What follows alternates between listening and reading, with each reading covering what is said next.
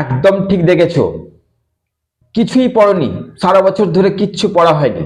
না সাজেশনস পেয়েছো, না প্রশ্ন মার্ক 2 এর প্রশ্নগুলো তোমরা পাচ্ছ, না তোমাদের বই আছে, না কিছু পড়েছো, না গেছো, না পড়েছো, না কিছু করেছো। বাদ দাও, পুরোপুরি দেখা গেল তোমরা জিরোতে দাঁড়িয়ে আছো, কিচ্ছু পড়া হয়নি, কিচ্ছু জানো না।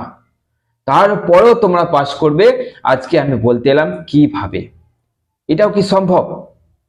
এটা কি করে হয় যে আমি কিছুই পড়িনি কিন্তু স্যার বলছে যে তোমরাও পাস করতে পারো? তাহলে চলো আজকে গুটি কয়েক টিপস তোমাদের বলে দিচ্ছি। সেই টিপস গুলো যদি ফলো করো তাহলে তোমাদেরকে পাস করতে কেউ আটকাতে পারবে না। এবং ভুল করেও এই ভিডিওটাকে না স্কিপ করবে না। স্কিপ করলে বুঝতে পারছো তোমাদের লস। যদি স্কিপ না করে প্রত্যেকটা কথাকে মনোযোগ দিয়ে শোনো তাহলে তোমাদের আমি বলে দিচ্ছি যে তোমরা পাস করছোই, কিন্তু ভালো করে ফলো করতে হবে। তো চলো সেই গুটি কয়েক টিপস গুলো কি কি আছে যেগুলো ফলো করলে তোমরা অর্থাৎ 5th সেমিস্টার, 3rd সেমিস্টার এবং 1st সেমিস্টারে যে স্টুডেন্টসরা এবারে পরীক্ষা দিচ্ছ অর্থাৎ 3rd সেমিস্টার, তারা যে কোনো ইউনিভার্সিটির আন্ডারে হোক না কেন, প্রত্যেক ইউনিভার্সিটির স্টুডেন্টসদের জন্য বলছি, আমার স্নেহের ছাত্রছাত্রীদের জন্য বলছি, তোমরা কিভাবে পাস করবে দেখে নাও। এই টপিকস বা এই টিপস গুলো দেখে নাও এবং বুঝে নাও যে কি করে আমরা এই টিপস গুলো ফলো করলে এবং কিভাবে আমরা পাস করে যাব। চলো দেখে নিই সেই টিপস গুলো কি কি আছে।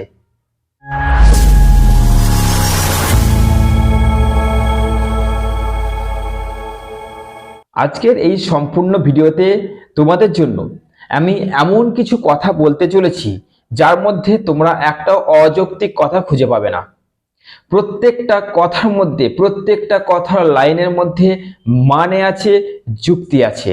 যদি তোমরা আমার কথাগুলোকে ফলো করতে পারো, যদি স্টেপ বাই স্টেপ চলতে পারো, তাহলে তোমাদের হাতে রেজাল্ট তোমরা পাস করা পেয়ে যাচ্ছ। তোমরা তোমাদের যে 4টে এক্সাম হচ্ছে তোমাদের সেমিস্টারে, মানে 5th সেমিস্টার, 3rd সেমিস্টারে বলছি এবং 1st সেমিস্টারে যারা পড়ছো তাদের একই কথা বলছি, কেউ তোমরা এবার আর ফেল করছো না, সবাই পাস করবে। চলো দেখে নি। প্রথম, ভালো করে বলে দিচ্ছি, প্রথমে আমি কিছু ডেট তোমাদের বলে দিচ্ছি, ভালো করে বুঝবে। যারা বাংলা পরীক্ষা দিচ্ছ, ওকে, তারা ক তারিখে দিচ্ছ? 3 তারিখে দিচ্ছ। তাহলে তোমাদের হাতে কদিন রয়েছে? আজ থেকে শুরু করে তোমাদের হাতে আর 2 দিন রয়েছে। ওকে, ভালো করে বোঝো কি বলতে চাইছি। আমি তোমাদের হাতে কটা দিন সময় আছে সেটা আগে তোমাদের বলে দিই, তারপরে তো সেই সময়টা তোমরা কাজে লাগাবে, তবে তো টিপসটা কাজে লাগবে, তাই না? তো চলো, যারা বাংলা দিচ্ছ তাদের পরীক্ষা 3 তারিখে, তোমাদের হাতে রয়েছে 2 দিনে। যারা 5 তারিখ অর্থাৎ সোমবার দর্শন পরীক্ষা রয়েছে, তাদের হাতে রয়েছে তাদের 4 দিন। 6 তারিখ মঙ্গলবার অর্থাৎ রাষ্ট্রবিজ্ঞান, হাতে রয়েছে কদিন? 5 দিন। 8 তারিখ আছে অর্থাৎ 7 তারিখ আছে বুধবার অর্থাৎ ইতিহাস, তাদের রয়েছে হাতে 6 দিন। 8 তারিখ দিচ্ছ বৃহস্পতিবার সংস্কৃত, তাদের হাতে রয়েছে 7 দিন। 9 তারিখে অর্থাৎ শুক্রবার রয়েছে এডুকেশন, তাদের হাতে রয়েছে 8 দিন। এবং 10 তারিখ শনিবার পরীক্ষা দিচ্ছ তোমরা সবাই জিই, এবং 12 তারিখে অর্থাৎ সোমবার, রবিবার ছুটি পাচ্ছ, সোমবার তোমরা পরীক্ষা দিচ্ছ কি এসইসি, অল স্টুডেন্টস পরীক্ষা দিচ্ছ, তাদের হাতে রয়েছে 11 দিন। তাহলে কতদিন কার হাতে কোন পরীক্ষা রয়েছে ভালো করে তোমরা বুঝে নিলে। আগে তোমাদের হাতে আমি কি করলাম, কটা দিন গোনাগুনতি রয়েছে সেটা তোমাদের বললাম। এই যে দিনের হিসাবটা অনেক স্টুডেন্ট কিন্তু করেনি, দিনের হিসাবটা আগে ভালো করে করে নাও যে আমার হাতে কদিন কোন সাবজেক্টে রয়েছে। ওকে, এটা গেল প্রথম। এটা কোনো টিপস নয়, এটা প্রথম একটা কথা ভূমিকায় ধরতে পারো, কারণ এটার পর টিপস গুলো কাজে লাগবে। তো এরপরে যেটা আমি টিপস যেটা মানে স্টার্ট করছি, টিপস গুলো শোনো। প্রথমে মনের জোর রাখবে, এটা টিপসেরও বড় বাবা। মনের জোর রাখবে যে আমি কিছুই পড়িনি, কিছুই পারবো না, এটা ভুলে যাও। সারা বছর কিছু পড়িনি, ভুলে যাও। আমি সব পড়েছি, সব পারবো, যাই কোশ্চেন দেবে আমি ঠিক দেখে নেবো, আমি ম্যানেজ করে নেবো। এই জিনিসটাই, মনের জোরটা তোমাকে মনের মধ্যে রাখতে হবে। যখনই তুমি এই মনের মধ্যে এই জোরটাকে নিয়ে আসবে, তোমার মধ্যে পরিবর্তন ঠিক তখন থেকে আসা শুরু করবে। আমার কথাগুলো এবং আমার কথার যে তেজ, সেই তেজটাকে ভালো করে তোমার সঙ্গে মিশিয়ে নাও, মনের মধ্যে জোরানো যে আমি সব পারবো, আমি যাইনি পরিণত কি হয়েছে, আমি সব পারবো। এইটা এফেক্ট ফেলবে তোমার সেই পরীক্ষা হলে খাতাতে, এইটা এফেক্ট ফেলবেই, প্রভাব ফেলবেই। কারণ জানো আমাদের সবকিছু মন থেকে আসে। অসম্ভব কাজও কিন্তু এই মনের জোর থেকেই হয়, তাই না? তো প্রথম টিপস ছেড়ে বড় বাবা, মনের জোর রাখো। হ্যাঁ, যারা কলেজ গেছো, প্রাইভেট গেছো, তাদের চিন্তা নেই, কিন্তু যারা যাওনি, পড়নি, কিচ্ছু নেই, তাদের জন্য এই প্রথম কথাটা। 2 নম্বর, ভালো করে শুনবে। তোমাদের ধরো যাদের 60 নম্বরের পরীক্ষা হবে তাদের 18 পেতে হবে, যাদের 65 নম্বর পরীক্ষা হবে তাদের 20 পেতে হবে পাস করতে, আর যাদের দেখা গেল 50 নম্বরের পরীক্ষা তাদের 15 পেতে হবে। তো তোমরা এই 60 নম্বরের মধ্যে 18 তোলা, 65 মধ্যে 20, 50 মধ্যে 15, এটা কিন্তু খুব বড় ব্যাপার নয়। এই নাম্বারটা ক্যারি করা, তোলা খুব একটা বড় ব্যাপার নয়, কিন্তু তোমরা তুলবে কি করে? সারা বছর তো পড়োনি, সেটাই আজকে তোমাদের বলবো। তো তোমরা পাসিং মার্ক গুলো দেখলে যে তোমাদের কতর মধ্যে কত তুলতে হচ্ছে, অর্থাৎ 30% তোমাদের পাস, তো কতর মধ্যে কত তুলতে হচ্ছে সেটা তোমরা বুঝে নিলে। ওকে, এরপরে এই যে তোমাদের 60-এর মধ্যে বললাম কত, 18 তুলতে হবে, এই 18টা উঠবে কিভাবে? কারণ কিছুই তো পড়েনি, আর হাতে গোনা কয়েক দিন রয়েছে। তাহলে কি করবে? প্রশ্নমান 2, যে শর্ট কোশ্চেন থাকে তোমাদের প্রশ্নপত্রে, প্রশ্নমান 2 যদি কভার করতে পারো তাহলে তোমাদের কিন্তু 5 নম্বর ওইখান থেকেই উঠে যাচ্ছে। কেন না, প্রশ্নমান 2 কত থাকে? 20 নম্বর থাকে। আর এই প্রশ্নমান 2 কিন্তু যে তোমাদের জিই, এসইসি বা সবকিছু দিয়ে থার্ড সেমিস্টারে সবকিছুতেই প্রশ্নমান 2 গুলো থাকে তা নয়, কোনো বছর কিন্তু প্রশ্নমান 2টা থাকে না, কিন্তু প্রশ্নমান 2 তোমাকে করতেই হবে। ওই প্রশ্নমান 2 থেকে যদি প্রশ্নমান 2 এর নাও এলো, প্রশ্নমান 2 যদি করা থাকে তাহলে বড় কোশ্চেন্স গুলো প্রশ্নমান 2 থেকে স্টার্ট করতে পারবে। তুমি শুরুয়াতটা করতে পারবে যে লেখক এটা এত সালে রচিত, এটা এই টাইপের উপন্যাস বা এই টাইপের ছোট গল্প। বুঝতে পারছো কি বললাম? প্রশ্নমান 2 এর যদি করতে পারো তাহলে ওখানে তোমার পাসিং মার্কটা ওইখানে উঠে যাচ্ছে। আর প্রশ্নমান 2 পাবে কোথায়? না, আজকে সমস্ত বিষয়ে প্রশ্নমান 2 সন্ধ্যেবেলা আপলোড হচ্ছে এই চ্যানেলে। সন্ধ্যে ঠিক 6টার সময়, 6টার পর প্রত্যেকটা বিষয়ের 2 নম্বর কোশ্চেন আমি আপলোড করছি। এবার যাচ্ছি 3 নম্বর, ভালো করে শুনবে। সময় কদিন আছে তোমাদের হাতে, তোমরা দেখে নিয়েছো। তো এবার যেহেতু সময় কয়দিন আছে, খুব কম, তার মধ্যে তোমরা যেটাই পাবে সেটাই পড়ে নেবে, এটা কিন্তু করলে হবে না। সামনে যা পাচ্ছি পড়ে নেবো, করবে না, একদম গুছিয়ে পড়াশোনা করবে।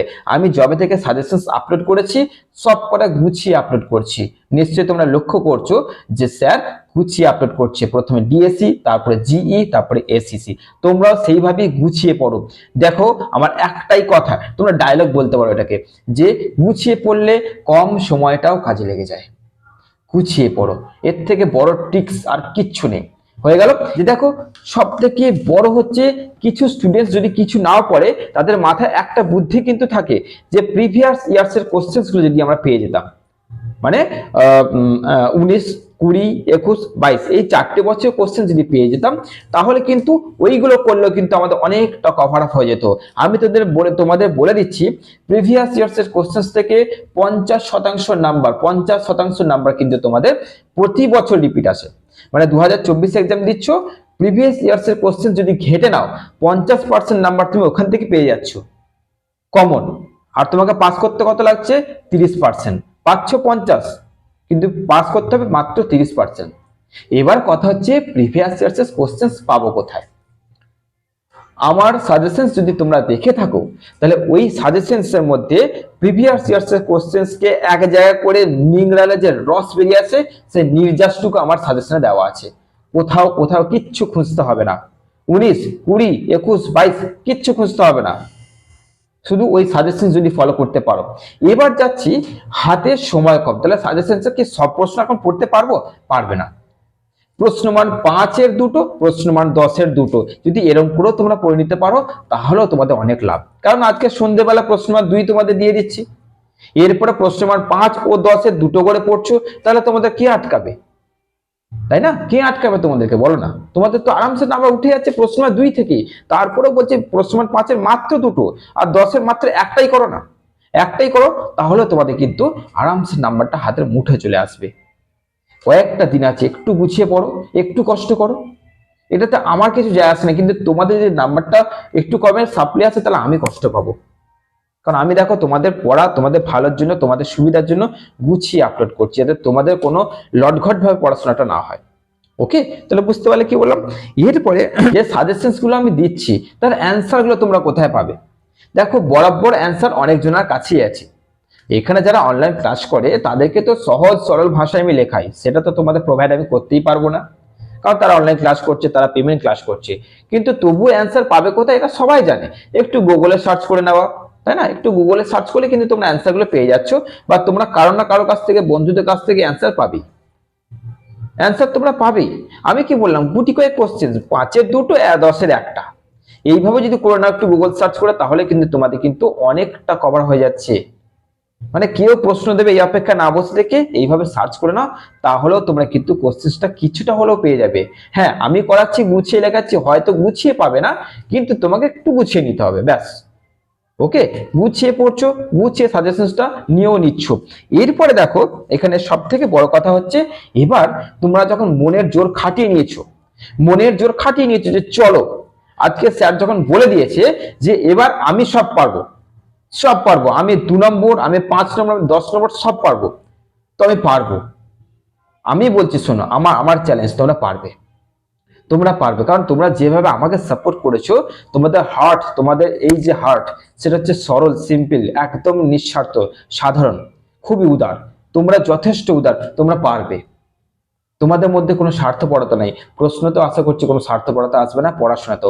তো তোমরা কি করবে এখন, এক্ষুনি, এই ঠিক আছে চল স্যার বলে দিচ্ছে, আমি খেয়ে দিয়ে দুপুরবেলা থেকে শুরু করবো না, ফোন একদিকে চলছে, আমার ভিডিও একদিকে চলছে, বই নিয়ে বসে যাও, আমার সাজেশনস গুলো দেখো, ঝটপট নোট ডাউন করো, তার থেকে 2-1টা করে কোশ্চেন করো, সন্ধ্যেবেলা অপেক্ষা করো, প্রশ্ন নম্বর 2 তোমাদের আপলোড করবো। এইগুলো করে নাও, ব্যাস। এরপরে কি করবে, বসো, ঘরের গেট বন্ধ করো, ফোন নিজের কাছ থেকে দূরে রাখবে, ফোনের কাজ শেষ হয়ে গেলেই ফোন নিজের কাছ থেকে দূরে রাখো, সব কন্ট্যাক্ট বন্ধ করো। কারণ এই 2টো দিন তোমার দায়িত্ব, কোনো তোমার বন্ধু বান্ধব নিতে পারবে না, শুধু তুমি ছাড়া। তাই তুমি সবার থেকে নিজেকে একটু আলাদা করো, ঘর থেকে বেরোবে না, অযথা সময় নষ্ট করবে না যে একটু বিকেলে ফ্রি হয়ে আসি, না, ওইসব নাটক এখন আর করা যাবে না। পড়তে হবে, পড়া ছাড়া আর কোনো রাস্তা নেই, পড়তেই হবে। কোনো রকম নিজেকে ফাঁকি দেবে না, নিজেকে মিথ্যে বলবে না। তুমি নিজেকে মিথ্যে বলতে পারবে না, তুমি কাউকে মিথ্যে বলতে পারবে না। এরপরে তোমাদের জন্য একটা গুরুত্বপূর্ণ সারপ্রাইজ কথা বলছি, ভালো করে শুনে নাও। এই যে জিনিসগুলো তোমাদের আজকে বলে দিলাম, এইগুলো পরপর আজকে ফলো করার পর, এরপরে তোমাদের সব থেকে গুরুত্বপূর্ণ যেটা কালকে আপলোড হবে, সেটা হচ্ছে যখন তোমরা এক্সাম হলে ঢুকছো এবং বেঞ্চে বসার পর তোমরা কি করবে।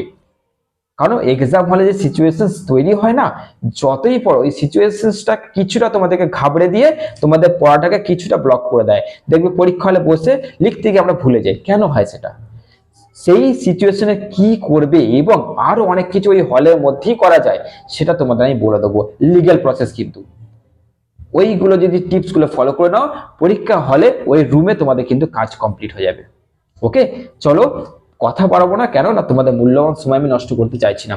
সন্ধ্যে 6টার সময় আপলোড হচ্ছে, অপেক্ষা করো এবং ভিডিওটা পজ করো, অফ করো, রাখো এবং পড়ো, পড়ো, পড়ো, পড়ো, আর কোনো উপায় নেই। প্রশ্নমান 2 সন্ধ্যেবেলা আপলোড হচ্ছে, তার আগে আমার সাজেশনস থেকে 10-এর 1টা, 5-এর 2টো, এরকম করেও যদি করে নিতে পারো, তাহলে তোমাদের কেউ আটকাতে পারবে না। ওকে, তো চলো, বেশি সময় নষ্ট করবো না। আশা করছি আমার কথাগুলো তোমাদের একটা জিনিস করতে পেরেছে, যে চলো, এতদিন অনেক বসেছিলাম, আর বসা যাবে না। যখন স্যার বলে দিয়েছে আমি পারবো, চলো দেখিয়ে দাও। আমি দেখতে চাই আমার স্নেহের ছাত্রছাত্রীরা কি করে ফেল করতে পারে। চলো, ভালো থেকো, সুস্থ থেকো।